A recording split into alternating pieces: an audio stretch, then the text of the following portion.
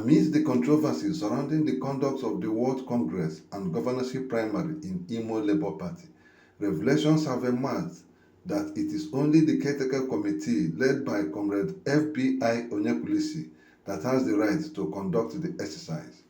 An Owerri-based attorney, Barrister Greg Anyanwu, made the disclosure Friday during a press briefing in his office in which he analyzed the legal issues that is subject of contention in the courts. He submitted that the Caretaker Committee, duly constituted by the national chairman of the party, Abure, was vested with such responsibility as was captured in their letter of appointment. In this suit, which was commenced on 10th of March 2023, the plaintiffs, by way of originating summons, are asking the Honorable Court to restrain the defendants from carrying out their functions, including appointing the fourth defendant and members of the committee as members of that committee. As funny as that suit and the prayers or reliefs may be and sound, they went ahead to seek, by way of ex parte order, to restrain the defendants forthwith from carrying out their functions with respect to the appointment of the members of the state of the what do you call it, the Caretaker Committee. Importantly, the motion ex parte filed by the plaintiffs was not granted. The court, in its well-considered ruling, held that it is an application that requires the defendant to be heard before any order could be given. And that is a very simple way of making it clear that the court has recognized the rights of the defendant. The court recognized that the defendant is entitled to be heard, because the rule of law is audi autorem patem. You hear the other party.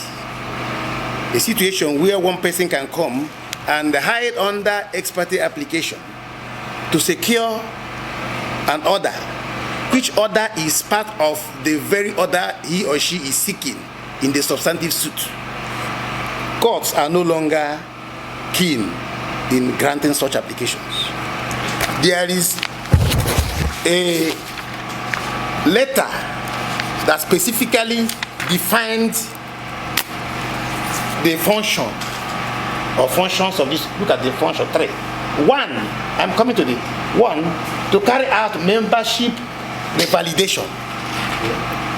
2, organize ad hoc congress for election of ad hoc delegates for Imo governorship primary scheduled for April then. Now shifted, I think it's April, yes. This is April. Now the other one is work towards the conduct of World, Local Government and State Congress. These 3 functions with which this Caretaker Committee are saddled cannot be carried out by any other body, because they are, it is a matter before the court. But it is not to say that any other person, even individual, cannot assist them. Whatever anybody is doing is assisting these people carry out their work. Anything done not signed by these people or not presided over or which they disown doesn't stand. Recall that the Caretaker Committee chairman was joined in a suit by one Simon Anyanwu and 2 other plaintiffs, asking the court to restrain the defendants from performing their functions. The lawyer who is representing the fourth defendant in the suit has asked the court to strike out the matter and award substantial costs to his client. We are asking the court not only to throw out the suit, but to award costs, substantial costs, in favor of the fourth defendants, whose position they are trying to disrupt. He hinged his argument on the inconsistencies of the identity of the plaintiffs who purport to be members of the State Executive Committee elected on 15th November 2021 on a 3-year tenure, as well as being members of a Caretaker Committee appointed on the 8th of February 2022 by the national headquarters. The point we are making before the court is that the people who are claiming to be representing the past Caretaker Committee are not, what they presented before the court is different from what they are really claiming.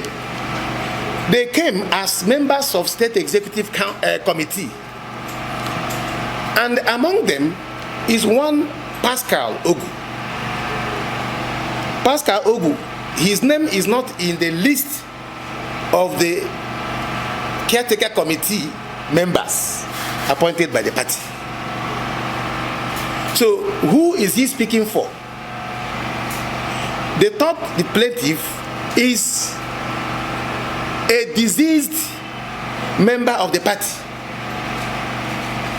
I don't know if I'm communicating to you. Yes. A deceased member of the party. Member of the party, not even a member of the executives of the Caretaker Committee. The mere fact that he is a deceased member of the party means that there is no person before the court. He also described the application as funny because they are asking for a restraining order on a completed action, querying how can they ask for a restraining order when they duly handed over to the new Caretaker Committee and INEC notified. It's important to note that the new Caretaker Committee was sworn in on 6th March 2023 in Abuja by the national chairman himself, Julius Abure. Also, here in Imo State, the former Caretaker Committee officially handed over to the new Caretaker Committee in a well-documented ceremony, happily carried out, pictures taken, comments made. There were no hostility. Everything was done in peace and harmony. Why I say it is a funny application is that you don't come to court and expect a court to restrain a completed action. I don't know if I'm communicating. If an action has been completed, going to court to restrain it is purely academic. And that makes their suit not only incompetent, but vexatious. How can they be asking a court after the handover has been done, the swearing in done, and after we have exhibited here, Some of the members. yes, we exhibited here the pictures. This is the picture of the national chairman. This is the chairman of the Caretaker Committee presently constituted. This is the secretary of the Caretaker Committee presently constituted during their inauguration and swearing in Abuja. This is the chairman in between. Now, we went further to exhibit the picture of the handover. In the middle here is the engineer Onyekwulisi. Here is the new chairman, the Caretaker Committee chairman presently constituted. Here is the secretary of the Caretaker Committee and other members of the party as at 8th day of March, when the defunct administration handed over to the new one. With this handover, the legal significance of this is that power has shifted to these people. Barrister Anyanwu claimed that the maintenance of the status quo order from the court issued on the 14th of March 2023 is in favor of his client because, according to him, he is enjoying the legal position at the time of the order, adding that they have notified INEC, DSS, police of the maintenance of status quo. So the status quo you are talking about is derivable from the facts of the case. The facts as presented before the court are clear that these people have nowhere they are, they have no locus standi. They are trespassers, they are intruders. And you don't protect somebody who is intruding. So the status quo remains that the presently appointed caretaker committee led by Onyekwulisi F.B.I. remains the authority until the matter is determined. If the matter is determined and the court says you are not supposed to be, you are hereby restrained, that is when that restraining order will come. Consequently, he averred that any person who claims to carry out the functions of this committee before the court, the person or groups of persons are wasting their time. If there is any such committee appointed to specifically carry out the same function given to these people, by logical reasoning, it doesn't cohere. By law, it doesn't stand.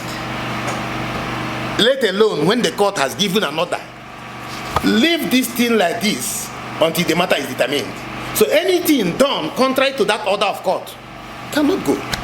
The attorney further warned those he called intruders or interlopers, as well as those parading themselves as having been constituted and the caretaker committee sacked as embarking on a journey of nullity. Any other person who claims to be appointed to carry out the functions of this caretaker committee that are before the court, such person is just deceiving himself, or such committee is a nullity. Because the court has acknowledged the existence of these people, and the Labour Party has not come up before the court to tell the court that we have sacked these people. Instead, they came to court to acknowledge that these people were appointed by us. So if anybody is parading himself as having been constituted and this other committee having been sacked, the person is just in a journey of self-deceit, because whatever he does or they do, purport to have done or propose to do, go to no issue. Even INEC cannot countenance it. We have officially notified INEC of the order of court for sustenance of the status quo, and INEC, in their wisdom, has acknowledged our letter. We have done that to the police, we have done that to DSS, we have communicated all of them, and nobody will tell you, if anybody tells you that a matter that is properly before a competent court of jurisdiction should be dismissed and anything done in defiance of the order of court, that person is not telling you the truth. The matter comes up again on the 18th of April 2023. Afam Echi, reporting for Universal Heritage Television, Nigeria.